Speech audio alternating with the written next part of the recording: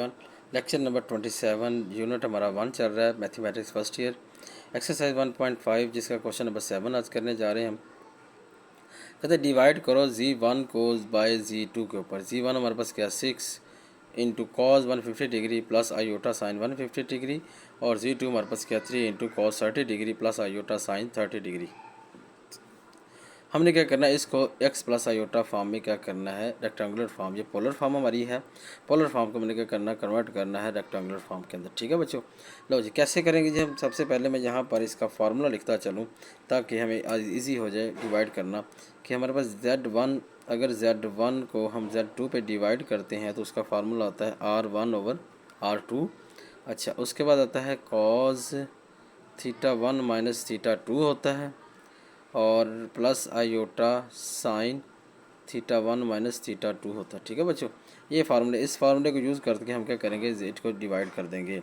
अब यहाँ पर आप देख सकते हैं कह रहा है कि Z1 को Z2 पे डिवाइड करना है। Z1 divide Z1 bye Z2। Z1 ऊपर आ जाएगा हमारा, Z1 ओवर Z2। अब Z1 की वैल्यू हमारे पास कितनी है, ये वाली है। इसको 6 को अंदर, इसको इधर ही रहने देते, 6 इंटू क्या आएगा कॉज 150 डिग्री। ठीक है, आगे प्लस आयोटा साइन 150 डिग्री आ जाएगा हमारे पास, ओवर क्या आएगा हमारे पास क्या 3 इंटू कॉज 30 डिग्री होगा, और प्लस आयोटा साइन 30 डिग्री। ठीक है बच्चों, तो जब हम क्या करेंगे, जो डिवीजन वाला रूल है इसको हम क्या करेंगे, इस फॉर्म में लिख लेंगे। अब ये कट जाएगा इसके साथ, तो यहाँ पर क्या आएगा 2 आ जाएगा हमारे पास। ठीक है, अब इसको लिख सकते हैं आप 2 इंटू कॉस को क्या लिखेंगे हमारे पास, cos into 150 degree minus 30 degree. Okay, अब आगे क्या करेंगे, plus iota sine 150 degree minus 30 degree.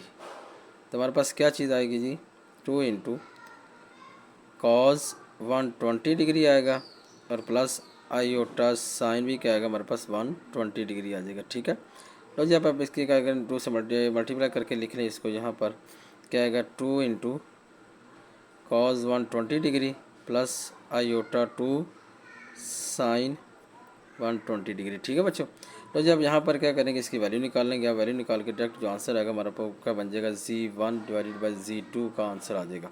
ये कैलकुलेटर यूज़ करते हैं हम। कैलकुलेटर के जरिए जब सबसे पहले देखें हमारे पास, मैंने इस कैलकुलेटर को रेडियन में कन्वर्ट किया हुआ था।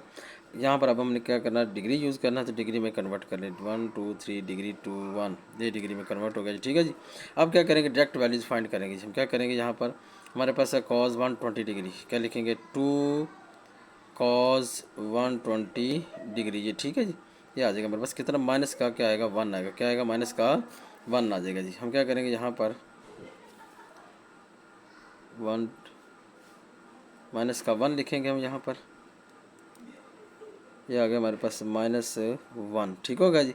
अच्छा, अब हमने लेना साइन, यहाँ पर कॉस की जगह क्या कर देंगे, हम साइन कर देंगे, तो हमारे पास आंसर आएगा 1.73 आंसर आएगा। कितना, प्लस यहाँ पर लिखेंगे प्लस 1.73 आयोटा।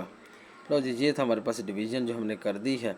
अब सेम इसी तरह हम क्या करेंगे, नीचे वह मल्टीप्लिकेशन वाला है, तो मल्टीप्लिकेशन करते हैं। मल्टीप्लिकेशन का फार्मूला यहाँ पर लिख देता हूँ, क्या होगा Z1 डॉट Z2 बराबर होगा R1.R2, क्या लिखा जाएगा कॉस θ1 प्लस θ2। उसके बाद हमारे पास क्या आएगा जी, sine plus iota sine θ1 plus θ2। इस फार्मूले को यूज़ करके हम क्या करेंगे, इसकी प्रोडक्ट करेंगे इसका फाइंड। लो जी, हम इसका करना है प्रोडक्ट फाइंड, तो हम क्या यहाँ पर कर सकते हैं कि इसको Z1 हमारे पास क्या है जी, गिवन है Z1 डॉट Z2 लिखेंगे आप। Z1 की वैल्यू हमारे पास कितने, ये है, इसमें 2 आ जाएगा हमारा इधर, और अंदर आएगा cos 60 degree plus iota sign 60 degree. ठीक है बच्चों, अब हमने क्या करना, प्रोडक्ट करना था, तो इसको ऐसे लिख रहा हूँ मैं यहाँ पर इस तरह डबल ब्रैकेट के अंदर। अब आगे हमारे पास क्या आएगा, नीचे मैं लिख रहा हूँ जगह जगह नहीं है, तो क्या आएगा हमारे पास ये 5 इंटू कॉज क्या लेना हमने 90 डिग्री, और प्लस आयोटा साइन 90 डिग्री। ठीक है बच्चों, अब हमने क्या करना है, यहाँ पर काम करेंगे। अब क्या काम करेंगे कि हम इसके ऊपर सारे के ऊपर क्या लगाएंगे, ये फार्मूला लगा देंगे। तो हमारे पास क्या Z1 डॉट Z2 आएगा। Z1 Z2 का मतलब है कि मैं R1 R2 को क्या करना मल्टीप्लाई, ये 2 हमारे पास क्या है R1 होगा, R1 हमारे पास क्या है 2 है, और R2 हमारे पास कितना है 5 है, और θ1 आपके पास कितना बन रहा है जी 60 है डिग्री है, और θ2 कितना बन रहा है आपके पास 90 डिग्री आ रहा है। ठीक है, अब क्या करेंगे, ये वैल्यूज यहाँ पर पुट कर देंगे तो आपके पास क्या आ जाएगा, इसका सोल्यूशन बन जाएगा जी क्या जी, R1 क्या 2 और R2 हमारे पास 5, यानी कि 2 मल्टीप्लाई बाई 5 करेंगे हम, और ब्रैकेट के अंदर लिखेंगे कॉज 60 डिग्री प्लस 90 डिग्री। ठीक है बच्चों, θ1 प्लस θ2 प्लस आयोटा हमारे पास sine into 60 degree plus 90 degree. लो जी, अब इसकी वैल्यू निकाल लें आप, ये हमारे पास क्या आएगा 10 आएगा, 10 को लदा लदा दोनों के साथ क्या करें मल्टीप्लाई कर दें, यहाँ लिखें 10 कॉज हमारे पास क्या बनेगा 150 डिग्री बनेगा, प्लस आयोटा 10 साइन 150 डिग्री। ठीक है, लो जी, अब एग्जैक्ट वैल्यू निकालेंगे कैलकुलेटर के ऊपर, क्या वैल्यू बनेगी यहाँ पर देख सकते हैं आप लोग, तो यहाँ पर करेंगे हम 10 आगे कॉज 150 डिग्री, कितना आएगा इसका आंसर -8.66 इसका आंसर आएगा, क्या आएगा इसका आंसर -8.66 आएगा। अब हमने सेम यहाँ पर कॉज की जगह क्या कर देना, हमने साइन कर देना है यहाँ पर इस तरह, तो इसका आंसर क्या आएगा हमारे पास 5 आ जाएगा, कितना आंसर आ जाएगा इसका प्लस आयोटा 5।